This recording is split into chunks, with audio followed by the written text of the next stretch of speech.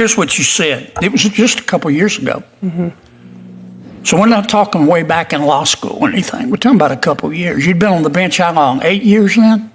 I've been on the bench almost 10. Yeah. Here's what you said, quote, "I think that COVID has brought a lot of these issues to bear, especially in the legal profession, where I tell a lot of people all the time, we, the people, never included people of color or women.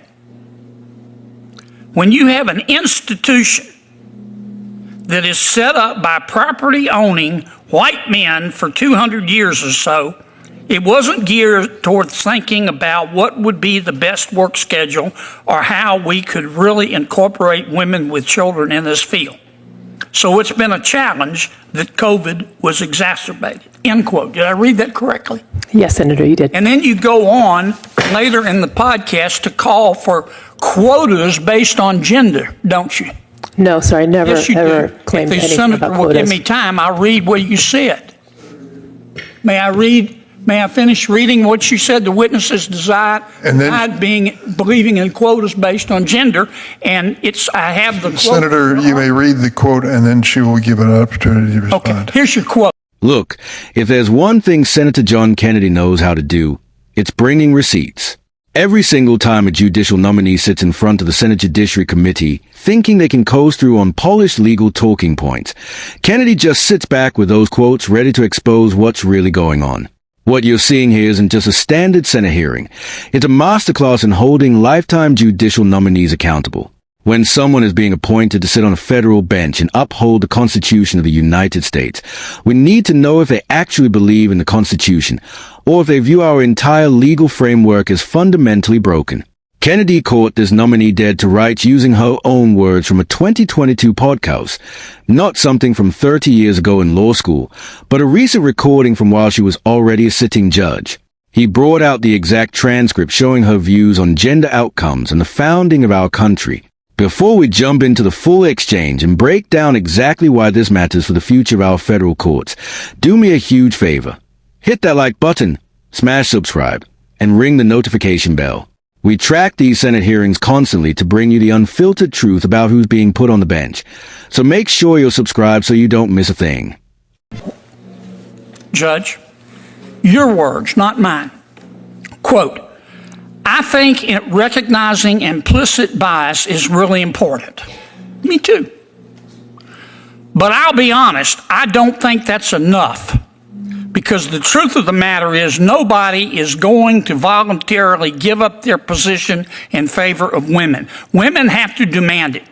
Women have to be willing to require and hold people accountable, hold men who are in those positions accountable, and say, quote, "Why don't we have an equal number of supervising judges," close quote.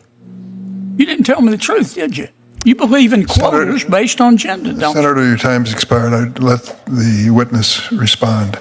Thank you. No, I have never advocated on behalf of quotas. I think it's undisputed Well, that what at the was time... this?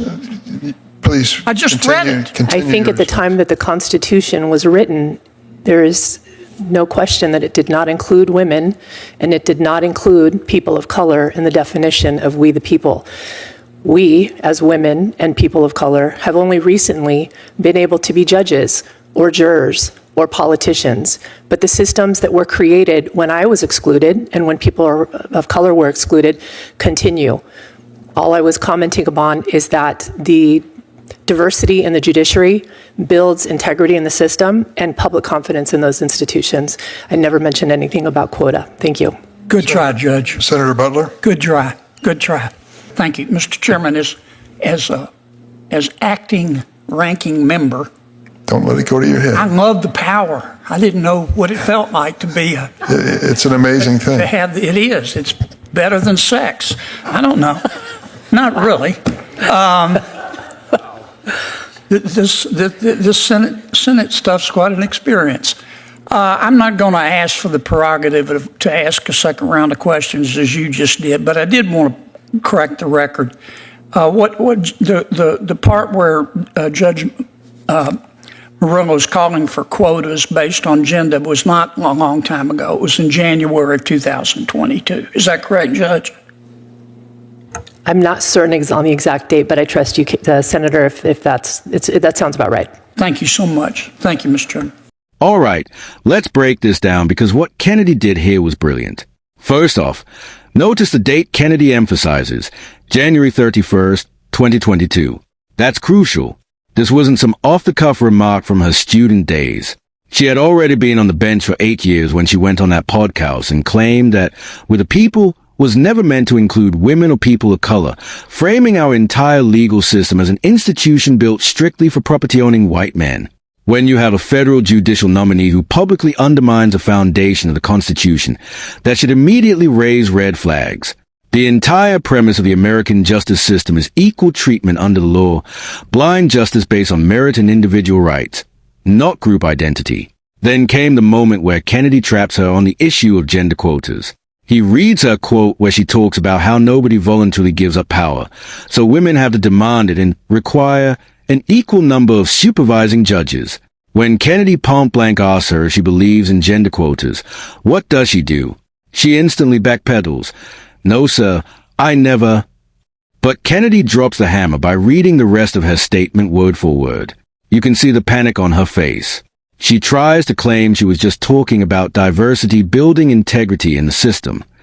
But let's be real. When you insist that institutions must have an exact equal number of positions based on identity rather than qualifications, you are describing a quota system, whether you want to use the word quota or not.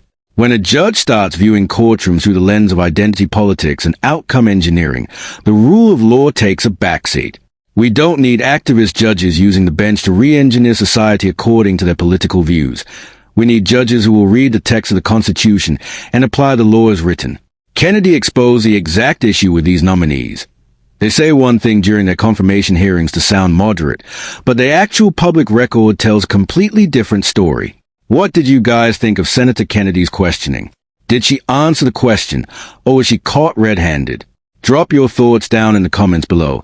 Let's get a conversation going.